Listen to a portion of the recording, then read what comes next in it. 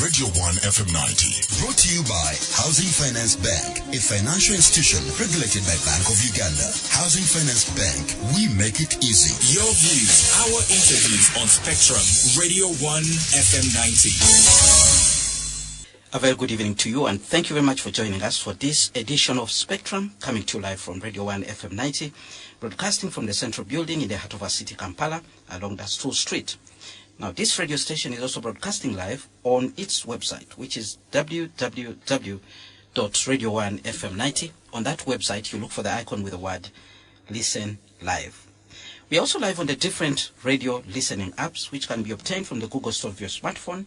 You download any of those radio listening apps, look for Radio 1 FM 90, and as long as you have an internet connection, you should be able to listen to us from anywhere across the globe. There's also another option, which is via DSTV. If you have a DSTV connection, you look for audio channel 897. You'll be able to listen to Radio 1 FM 90 from wherever you are. My name is Kenneth Lukagandason, your host this evening. And today, we'll be asking a question: how can African countries achieve equitable development and transformation? Now, having served at the UN for quite some time, almost 3 decades, my guest this evening has dedicated the rest of her life to help countries like Uganda to address existing bottlenecks, but also build the capacity of each citizen to take advantage of the numerous opportunities the world offers now to grow their economies. Now, African countries have many bottlenecks. Among them, lack of cheap capital, poor policies. We have heard about corruption, mismanagement, poor work ethics, lack of appropriate skills, appropriate technology, among others. Now, despite all this, there's a lot of talk about Africa being the future. But those who say that keep adding, only if relevant steps are taken. This evening, my guest is Her Excellency Ambassador Rosa Malango. She's an international business solutions expert, chairperson of the Tumaini African Knowledge Center, who in the recent past served as the director of regional commissions in the UN office in New York, but famously as the UN Resident Coordinator in Uganda. Good evening. Thank you very much for joining us, Ambassador. Good evening. It's a pleasure to have you on the show. Thank you very much. All right. You have served in different countries across the globe. Earlier on, as we were discussing, you actually told me you've served in about 30 so countries. But you finally choose to come back to Uganda to help us deal with some of the challenges that we face today, which is really about development, making our country better. Why Uganda, if I may ask? Well, first of all, thank you very much for the invitation, and it's an honor and a privilege to be back here as a citizen and as an entrepreneur. Why Uganda? I believe, as I was mentioning before, let me start by saying I really appreciate every country where I've served. I was welcomed everywhere on every continent, and we were able to develop incredible partnerships and friendships across the world. However, when I served in Uganda, I somehow felt at home. I felt that people didn't separate the fact that I was a diplomat. I was part of people's family lives. I was taken to farms and weddings and border walkings and trekkings, and so I became part of the social fabric. And that is why when I started reflecting on a new chapter following my mother's illness, I felt I needed to go to a place where I would be welcome, where my family would be welcome. But I also wanted to go to a place where I could contribute to Africa's transformation from the front line.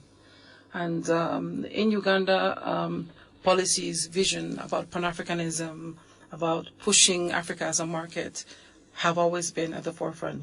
But the challenge was implementation. So my hope is now that I'm back chairing the Tumaini African Knowledge Center, which was always a dream of mine, to have a knowledge center from where, on one hand, I can engage with high net worth international partners, selling to them why Uganda is a great potential as an investment hub. But on the other hand, I have enough time to work with women and young entrepreneurs on how to build their businesses, how to participate in business summits, and make sure they're at the right level to interact with these international investors when they come. And the third part, when I was here, I learned about Ubuntu Mnamo and the African values, and I carried that in my heart, and I carried that in my work. And so now I'm very proud that at TAC, we put Ubuntu Mnamo at the foundation of everything that we do. So we look at how do we promote the African values and the African heritage, whether we are doing jerseys for a football team, whether we're doing a corporate gift for a company, or whether we're just doing a T-shirt for a school. We make sure we use Ugandan cotton, we make sure we work with Ugandan youth, and in the bags we make sure we work with Ugandan women. So we produce premium made in Ugandan products, which can be used here or abroad. All right. Now, our discussion today centers on achieving equitable development and transformation. And we are in a global community where we are competing amidst many challenges. You've been in Uganda as a diplomat, but now you are in Uganda as an entrepreneur and as a change agent, somebody who is trying to make things happen. You look at a country like Uganda, where we've been and where we are. We are aspiring, of course, to go higher. What are some of the issues that we need to reflect on seriously in order to achieve equitable development and transformation that does not only move a certain section of the population, but the entire population? Under the UN, where you used to serve, they say, leave no one behind. True, they did.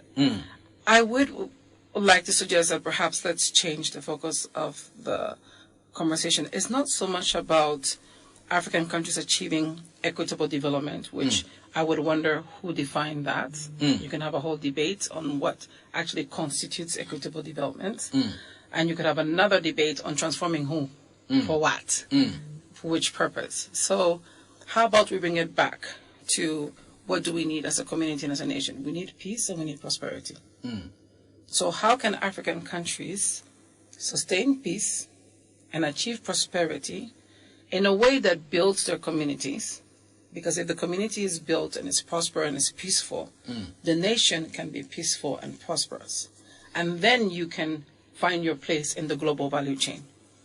And here I want to come back to, so in my last role in headquarters at the UN as head of the Regional Economic Commissions, there are certain things, trends that you see coming across the world. So one of the important trends is the issue of knowledge and technology. So African countries need to own their knowledge and their technology. We need to pay attention to what our youth are creating. We need to patent and scale up solutions that make sense to us. And we need to partner with people who are willing to share their technology so that then we can create the jobs and eliminate the poverty. If we don't do that, we will definitely be left behind. And I think that one example of that, and I'm trying to deal with it now in my new capabilities, I invited Spiro as a company. They're the largest manufacturer of electric vehicles in Africa. They mostly were working in West Africa. They didn't know East Africa. So when I talked to them about Uganda, I didn't talk to them about Uganda, the nation. I talked to them about Uganda, the heartbeat of East Africa. So if you come and have a hub in Uganda, you actually access the East African market. So we need to think about our neighborhoods that way. If each tiny little country is competing on the global stage, then our growth will definitely be challenged. So knowledge, owning the technology, regional blocks, in terms of how we engage are absolutely important. The second thing that I want to emphasize is, how will we put this? Inclusive prosperity, which is kind of like what you were talking about. So if we say that we need to create jobs for who and jobs where?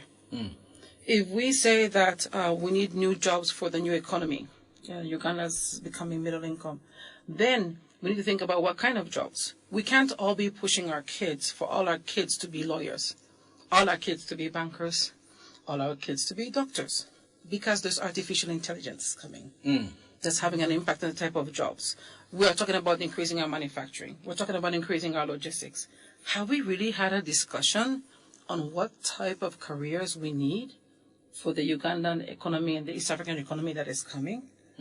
Have we looked at the type of learning that we're encouraging our children to have?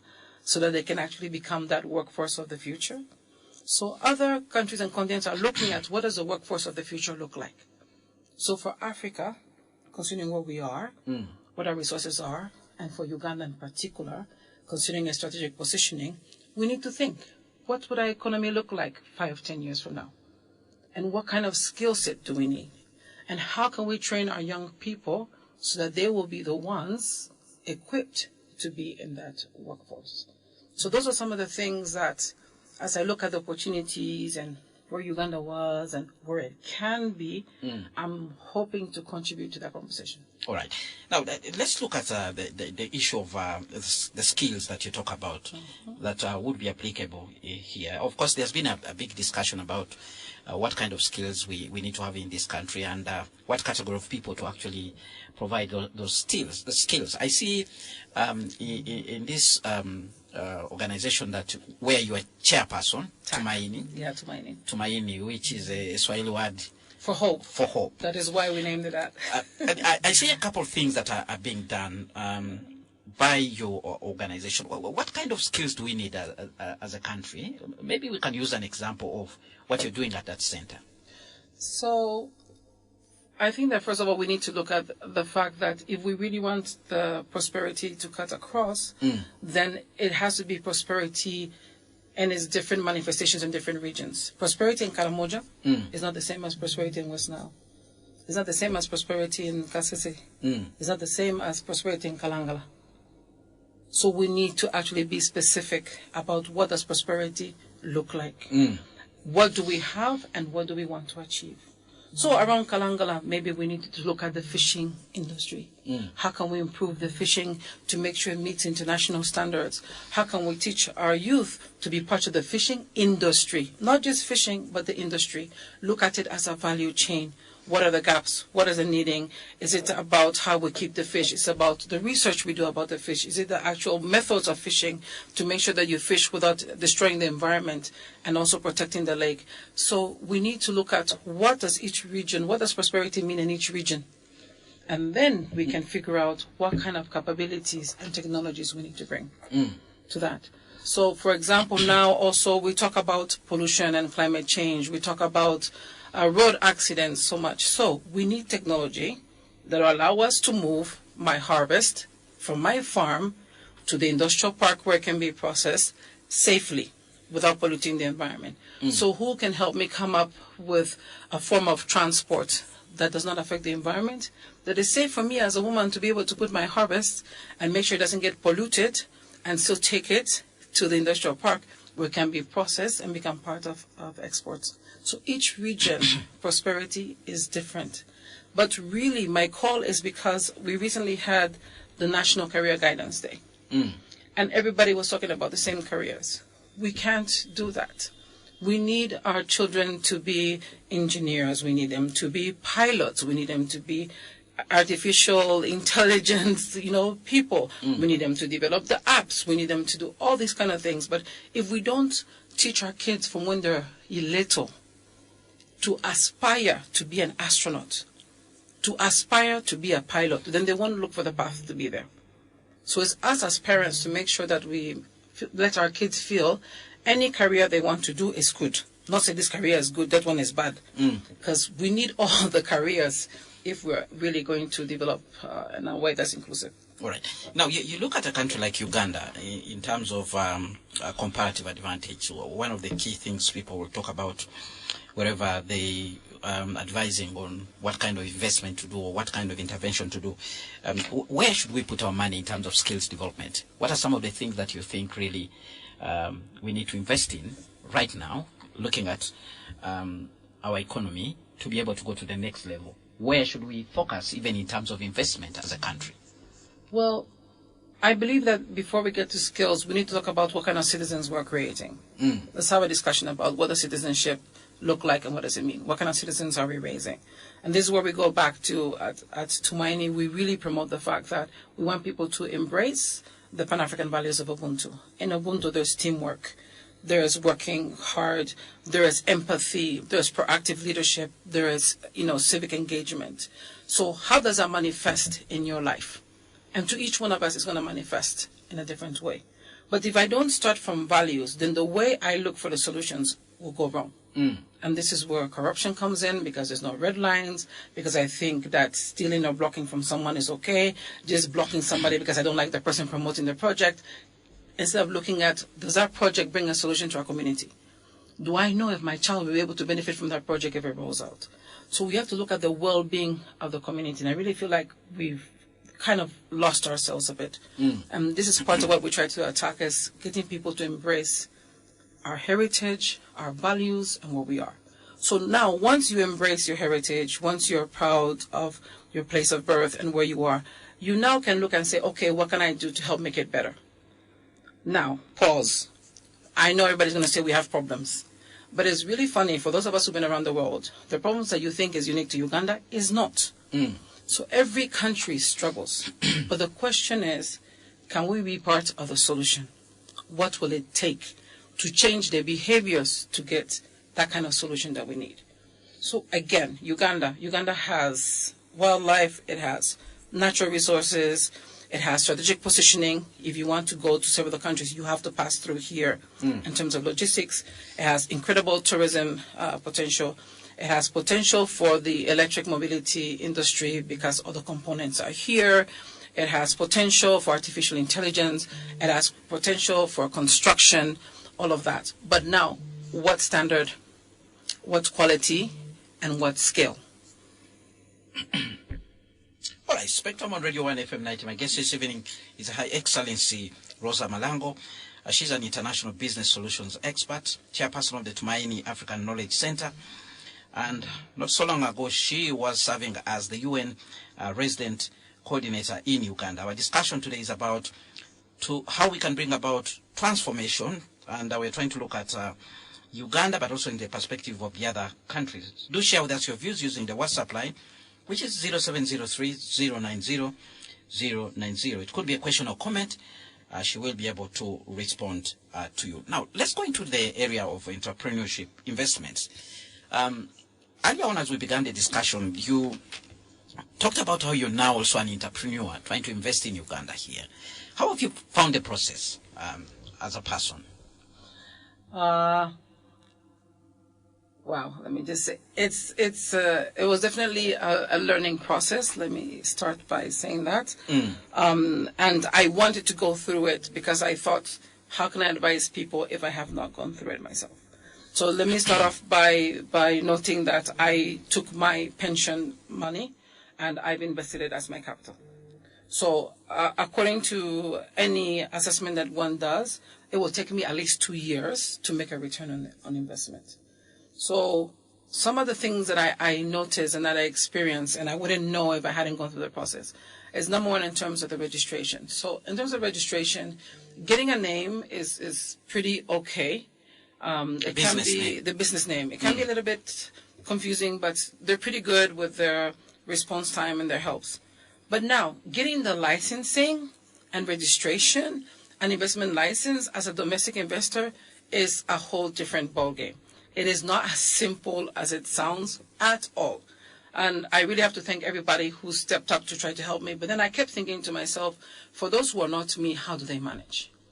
And as a result of that struggle that I went through in getting all my licenses, I now give that as a service, normally to women entrepreneurs. So we help them to get to the process of getting registered and getting your TIN and your investment license. It is not easy at all, especially for SMEs. Another issue that I noticed is that, so you're registered, you get your KCA license, you get your UIA license, and then next thing you get this email from NSSF about your employees. And next thing, you know, URA is talking about paying for this and that. And it's like, wait a minute, you haven't even made a profit. You're still spending, you're still setting up, and here come all these requirements. And so I was wondering if we can develop nice, comprehensive investment packages for our international investors, which we should, because they're bringing a lot of money and they need to be able to make their money back.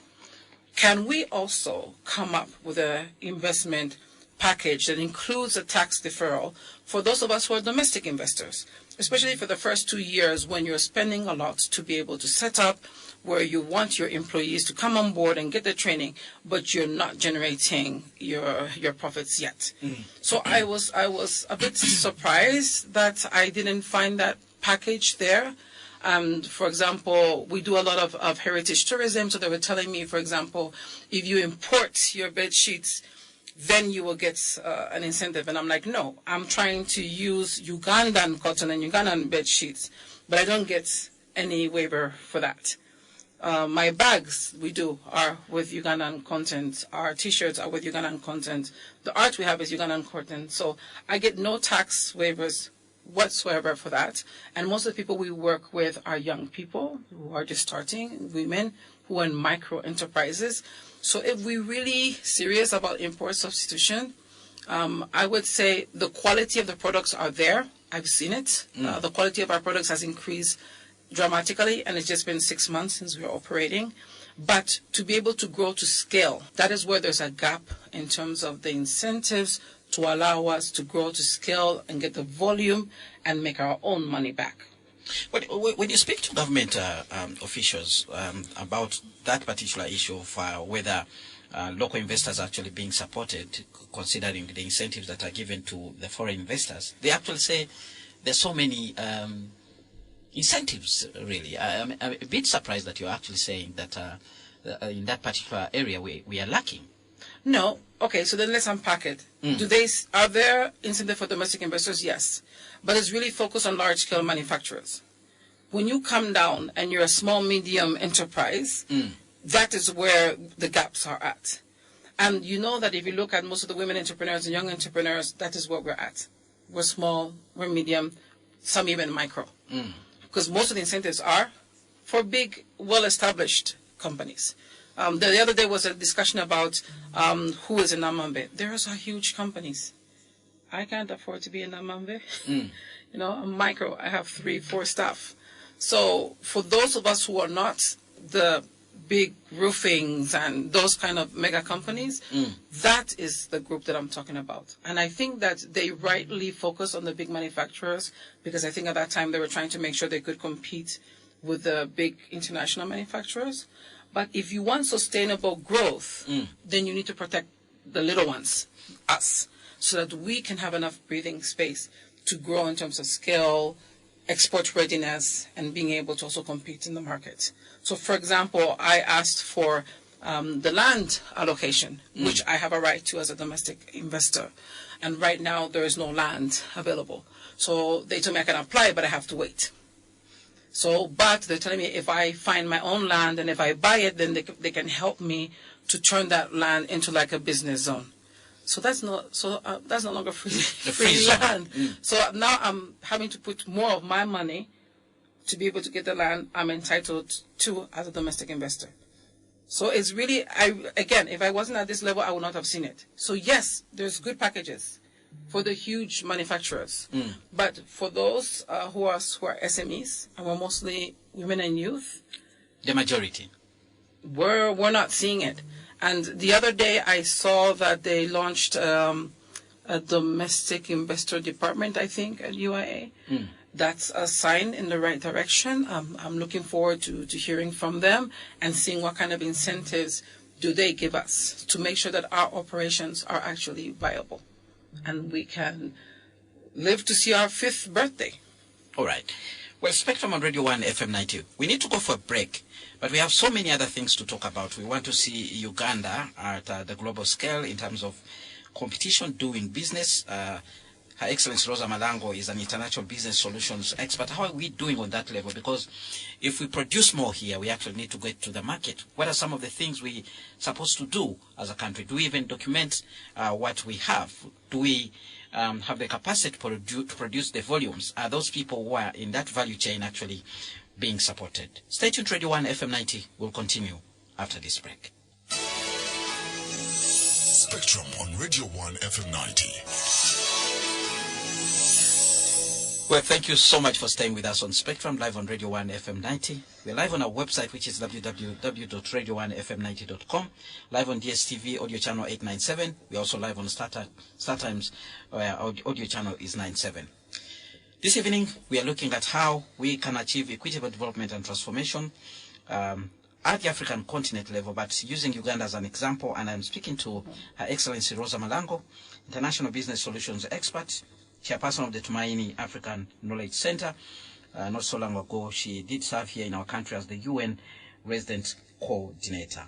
Now, Your Excellency, you look at Uganda, of course, we are pushing hard, not only on the side of import substitution, but we're also looking at the issue of exports, getting to those international markets to get more foreign exchange, which is very necessary for actually moving this country forward. Or at that level, are we doing well? Do we need to change certain things? What would be your advice, given your experience? You've sat in all those big offices where certain issues are actually talked about and negotiations held. Well, first of all, let me start by recognizing what is being done well. I believe, if my memory serves me right, last week, Uganda was recognized in Dubai as a preferred investment destination in Africa. I think I saw it. We got an award. We got an award. So, for you to be recognized, you've done something right. So now the thing is, now that we got the award and we recognize, what is the plan of action to follow up on that? How are we going to build upon that? I would expect, personally, at this time, there should be billboards all over the city saying Uganda, preferred investment destination of Africa. I would expect Uganda Airlines to have that on board. I would expect every single truck to have that on board. I would expect that to be at Entebbe Airport. I would expect that to be at the hotels. I would expect that to be everywhere. That is part of branding yourself.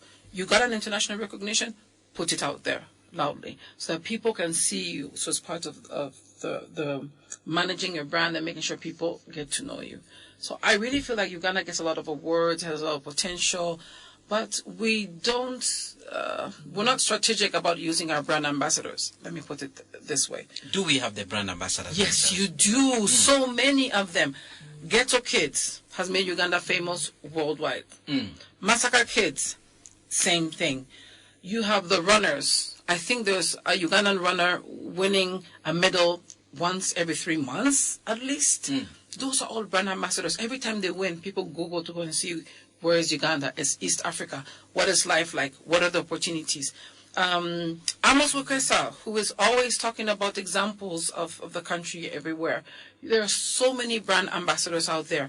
But have we actually brought them together and said, what are the key messages we're using for this year? What are we selling for our brand ambassadors? Bring them together. Our marketing strategy. Our marketing, what is it? So Uganda, what are we going to push? Uganda is going to host AFCON along with its neighbors in 2027. Am I correct? Yes. Okay. So how are we using that? That's also part of marketing. So we are a sports destination. So you're an investment destination, you're a sports destination, you're the best place in the world to be a refugee. All sorts of things that we need to use strategically. We need to communicate on them strategically. They should be on our buses, they should be on our books, they should be everywhere. So we have what it takes to communicate about the country, but we have not done it on purpose with targets about making sure it's in traditional social media, it's in events, it's everywhere, so it can be done. In terms of access to market, I've also been working closely with PASAID, and they're doing a lot of work going around the world, looking at potential markets for Uganda, talking about Uganda, identifying trade representatives. So if my memory serves me correct, PASAID has looked at markets in the US, in the UK, in India, South Africa, Algeria, I think China, to name a few. Now, my question is, as PASAID opens these markets, are we ready with a pipeline of Ugandan entrepreneurs and farmers to fulfill the volumes that those markets offer us as they open it? So, yes, we've opened. Yes, they're there. They're waiting for us. Are we ready? So, again, organization. So, are we doing the right thing in terms of promoting the country? Yes, but we could do more. Much, much more. Are we opening in the right markets? Yes, but I think we need to consolidate them. I believe the other day they opened to Nigeria, which is a multi-million-dollar market. Are we using it? We fly there. Even if we just follow Uganda Airlines, the countries where Uganda Airlines flies, what is the marketing strategy to those places where Uganda Airlines is a destination. When you sit on Uganda Airlines, what do you get to promote you, to help you to invest in the country? So potential is there based on what I've seen in terms of international expertise. We have youth who are capable, creative. We have so many people working on exports and promotion, but we really need to have a synergy, and we need to have clear thematic priorities for each fiscal year. All right. Now, I see a number of booklets on the table here. Some of the things that you say you're trying to do, it's things that you've done to actually help this country to move forward. And from my observation, there are gaps that you're trying to address. Let's look at some of these things that you're putting across. For instance, there's a catalog on women in agribusiness. Yeah, women in agribusiness. Agriculture is critical for this country, but when you talk about agribusiness, so many people are not yet there. How do we move, looking at what you've documented in your booklet? It is true that one of our biggest challenges is how we document and present what we are capable of doing as a country, who is actually doing it, and where can someone invest, and in that term. So if you look at agribusiness, and we focus on agribusiness, not agriculture, this is a fantastic partnership that we had with UN Women, the Ministry of Gender, the Ministry of Agriculture, and actually I'm grateful that His Excellency the President encouraged me to do a side event on this on the margins of NAM earlier in January. So the purpose was to demonstrate women across Uganda who are already in agribusiness. But why did we do that? If you look at most of the panels and discussions at trade summits of late, they talk about agribusiness and then there's no women. And then you ask them where the women and everybody stares back at you. So what we were trying to do is to demonstrate here's where they are. So we did the catalog, we brought them in, we showcased them, we did investment profiles. And I'm very excited to cite two examples of what happens when you showcase the women. So for example, there's a group of women, association of women working on coffee in Sirongo. They were showcased here. They were part of the side event. As a result of us showcasing them, they got a donation from NTN that allowed them to increase the production of their coffee, and now they're discussing, becoming export ready. We have another group of women that is also showcasing there. They're doing farming in cages who needed support, and now they're getting more people interested and supporting their business. This is not about humanitarian aid. This is about business and scaling up. So these 50 women, we are going to be focusing on them for the next 2 years to help them connect with the right support they need to grow their business. But it's a simple example of bringing the data together in a way that people can look at it, people can make decisions, and people can reach out to these women. At TAC, we have something we call Market Days, the first Friday and the last Friday of every month. And it's an opportunity for these women, as well as the women who are part of UL. They come and showcase their products at our offices in Naguru. And it's an opportunity for them to interact with decision makers, potential partners, and even people from the UN family. All right. Well, Spectrum on Radio 1 FM 90. My guest this evening, Her Excellency Rosa Malango. She is an international business solutions expert, chairperson of the Tumaini African Knowledge Center. And in the recent past, she did serve as director of regional commissions in the UN office in New York and as the UN resident coordinator in Uganda. Well, Ambassador, we have a number of comments actually coming in from the listeners, and I'll begin with this one from Okello Patrick Bonyo, who is listening in from Busega, which is around the city here in Kampala. It says, thanks, Her Excellency Malango, for your contribution. I think to transform Uganda, the government needs to support the local investors more than the foreign investors, because local investors retain the profit made compared to the foreign investors who repatriate the profit. Foreign banks made huge profits and over 80% will be repatriated. Local investors also need to practice transparency as required by government, but many like operating underground.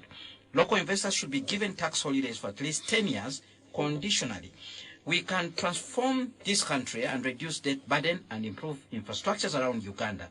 Bureaucracy needs to be fought harder with an iron hand. What response would you give to this listener, Your Excellency? So, first of all, I really want to appreciate his question and his comment. It's at the heart of part of what we're trying to deal with. But now let me explain a little bit what would happen. If we want the country to go, we need all hands on deck. It cannot be either or. You need the foreign and you need the domestic. Because remember that at the end of the day, we are producing to access somebody else's market. That will not happen if they're also not part of yours. Now, what I had said in the beginning, and I can reiterate now, is that I do think that you can come up with tax holidays that are linked to how long does it take for you to make your return on investment. It should be very clear.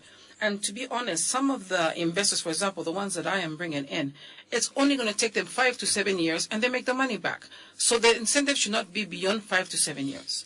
Secondly, the investors that I bring to the country, they're high net worth partners, I give them 3 conditions to come to Uganda. Number 1, are you ready to train Ugandans to take over? You should come in, there has to be a sunset clause. They have to agree. Number 2, are you ready to share your technology? Because only if they share the technology, then we can adapt it through R&D to our needs, and we can have the Ugandan version down the line. And then number 3, are you bringing your own money? And these people all do. So you need to give them time to get their money back, to share technology with us, to make sure we have the jobs so that 5, 7 years from now, instead of a 60-40, you can have a 60-40 that's actually Ugandan. So the tax should be like that. As domestic investors, we have an advantage that this is home. We have certain access to things that foreigners do not have access to. So I believe that our tax holidays should take that into consideration. And that is why I was talking about the hardest years are your first 2 years before you make a profit.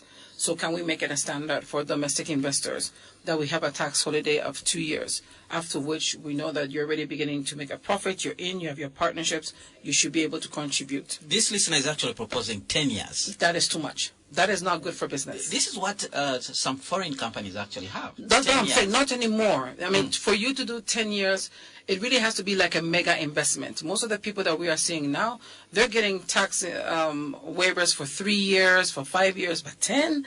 Man, you have to be doing like a really mega project to get 10 years. They're getting 3, 5 years, which is fine.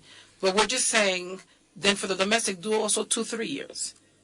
Because the tax holiday is for you to make your money back and compete in the market. If you make it too long, you defeat the purpose of the tax holiday. If you make it for a decade, then you're going to hurt the economy. My dream as chair of TAC is that within the next decade, I would like to be among the top 10 taxpayers of this country. That's where I want to be. But I need some help at the beginning before I can generate at the level to become a major taxpayer. And when I become a major taxpayer, then I can even have more influence in the kind of economy and development that our country has. All right.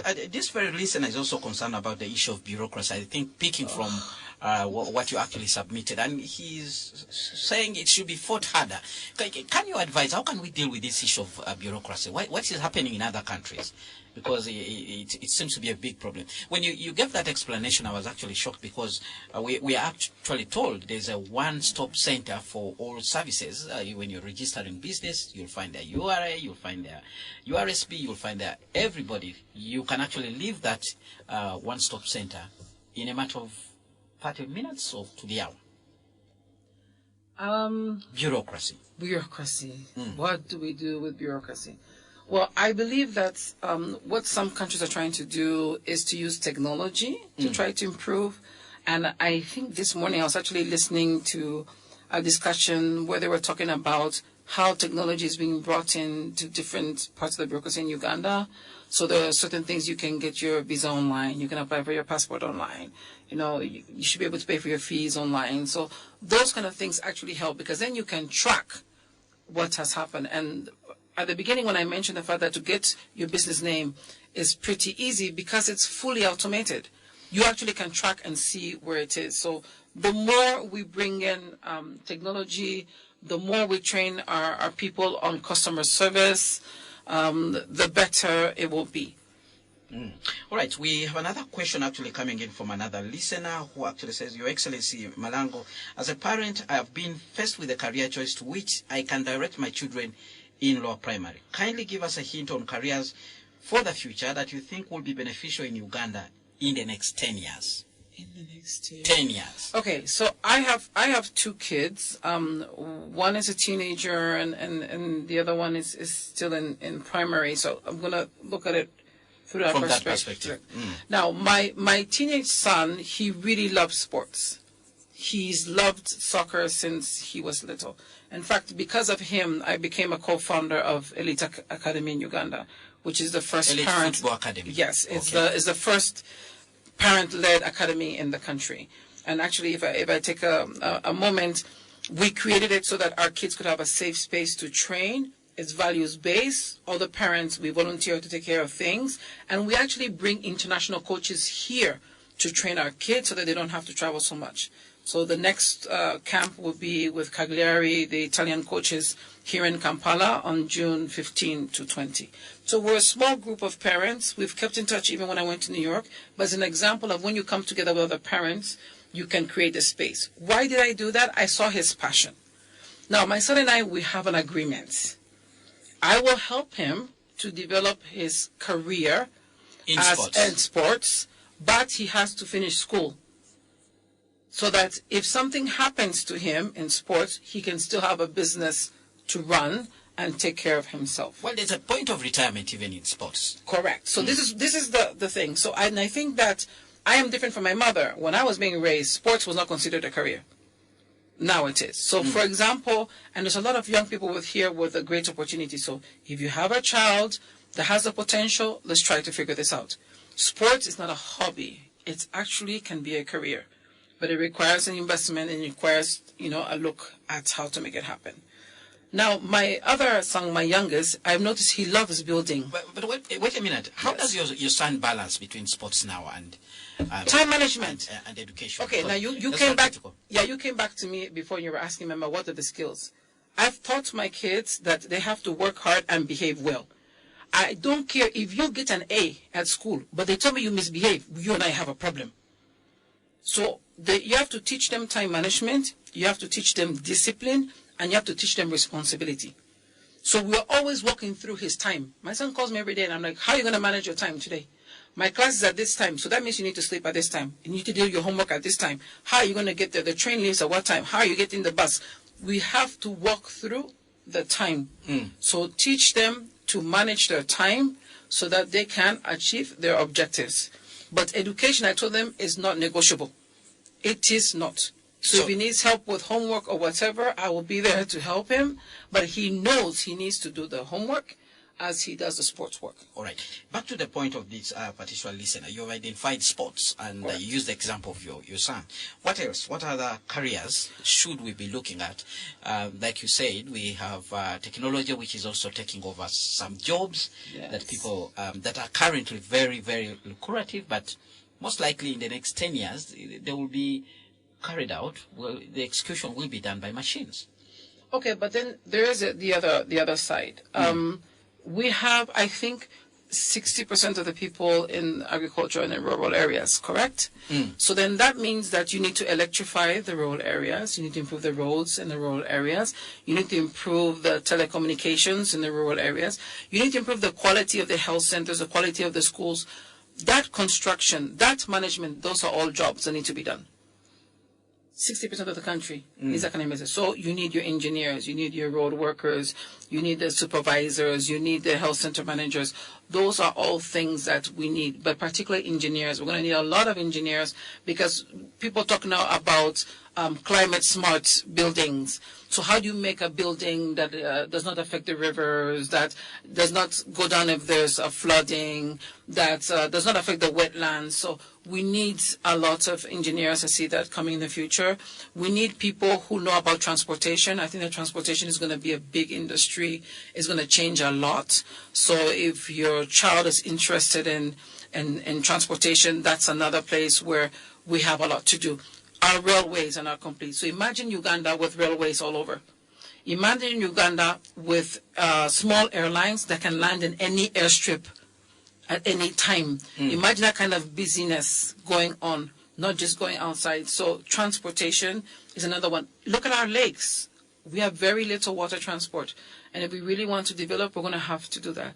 So all of those are jobs that need to be required. And if we don't train our Ugandan kids, somebody else will do it. All right.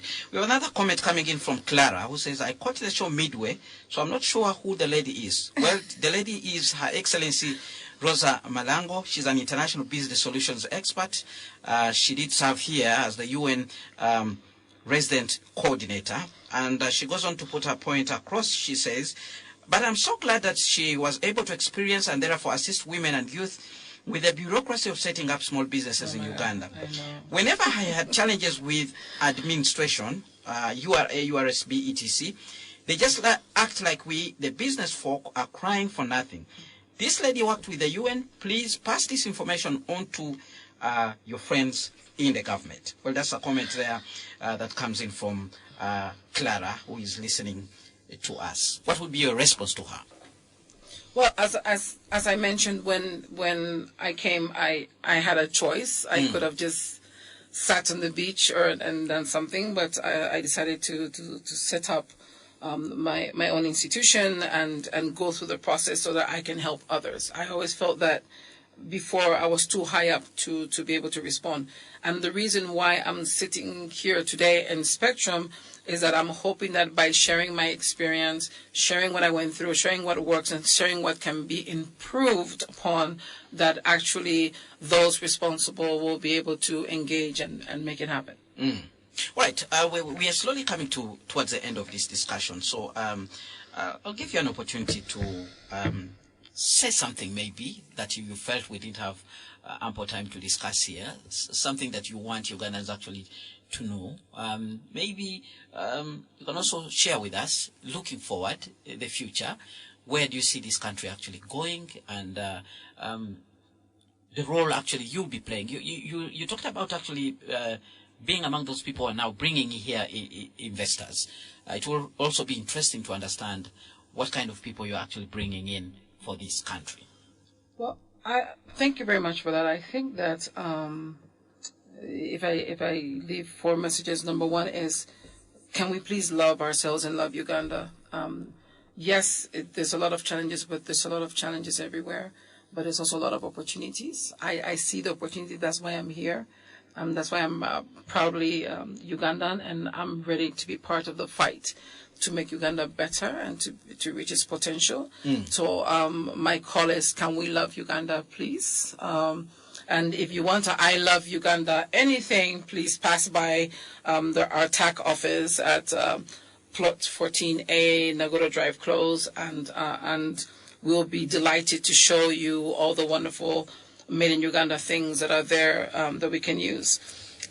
My second message is about our position in the global value chain. I really think we have great potential to be part of the global value chain. I think that we can be a number 1 exporter of food. We can be an exporter of electric vehicles, and we will be, and I'll come to that soon. I think that there's so much that we have to offer if we really embrace our potential, and we do so. My third message is to friends and working in the government. A lot of work has been done. A lot of policies have been done. A lot of summits have been done. Your work is appreciated, but we still need to do more. There are little gaps in there. What we say we want to do, we need to make sure that's actually viable. And having sat now in the space of an SME, we need a lot of help so that we can contribute as we want to the transformation that Uganda is trying to achieve. So please, please, please, please, I know a lot is done, but we need to do more. It's really painful being an SME down here. And if we don't solve the SMEs, we're leaving half of the Ugandan population behind, because half of our country is made of women, and more than half are definitely young people. And my last one is to the young people: Google, research, and try. Your job may not have been defined yet, but look at what are the needs in your community, look at what are the needs in the country, and be ready to be part of the solution. It may not work the first 3 times. Believe you me, I try certain things and they don't work, but I keep trying again. So try again, figure what you want to do, figure how to do it, and if there's any way we can help you in that thought process, we do. As we conclude, from the Tumaini African Knowledge Center, my personal commitment and contribution to Uganda's transformation will be threefold. Number one, I will continue to bring high net worth partners. I normally don't call them investors. Because I call them partners. Before they come, we have an agreement with them that they own technology they're coming to share. So I talked about M-Auto Spyro as an example. They're going to manufacture electric motorbikes and batteries in Uganda. They're bringing the technology here. They're going to create jobs. They're going to set up an assembly plant. And they're bringing their own financing to do that. So that is the kind of person that we are working with. I have another company I'm bringing. They're going to be bringing in artificial intelligence and also seeing how we can manufacture that in Uganda. And when they do, all the young people who are good at artificial intelligence will have a job. And all of that, we can do the R&D and discover and do it in Uganda. And my third person that I also brought into the country, he does integrated industrial platforms. So he works with farmers all the way to your market, and he helps you improve the quality and the scale of what you produce. So Uganda, we say we have 13 priority crops that we want to support, so let's hope he will help us with at least 5 of those and help us to improve the scale and the quality of what we export. To my women and youth, I will continue to work with you, doing the trainings, helping you with your investment profiles, and please continue to come to the TAC Fridays. First Friday of the month, last Friday of the month, showcase what you have, network, learn with everybody else. And my last one is, once again, thank you to the Nagabereka and her foundation for sharing Ubuntu Mulamu. I'm so excited to be back, and I really invite everyone to pass on by and see what we are doing with Ubuntu Mulamu, putting it across in all the things that we produce, all the things that we sell, and all the services that we make available.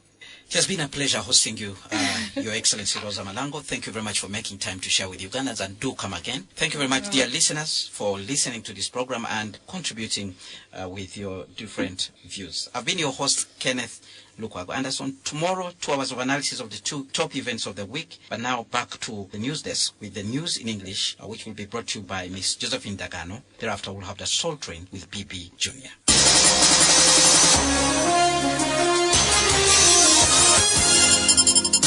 Spectrum on Radio 1 FM 90. The views expressed on this show are not necessarily those of this radio station or its management.